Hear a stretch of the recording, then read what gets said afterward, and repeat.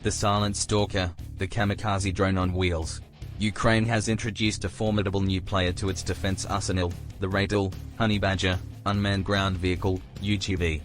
Showcased by Mikhailo Fedorov, Ukraine's Minister for Digital Transformation, the Ratel has successfully passed its acceptance trials.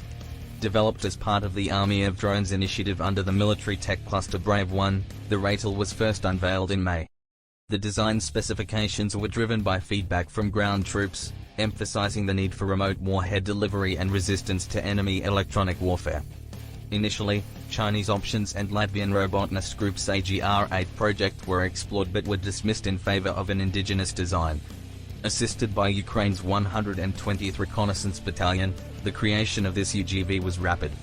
The Ratel is an electric four-wheel drive behemoth, packing a punch with a 40-kilogram payload capacity. Its operational range is 5 kilometers with a speed of 24 kilometers per hour and can remain active for up to 2 hours. A special feature?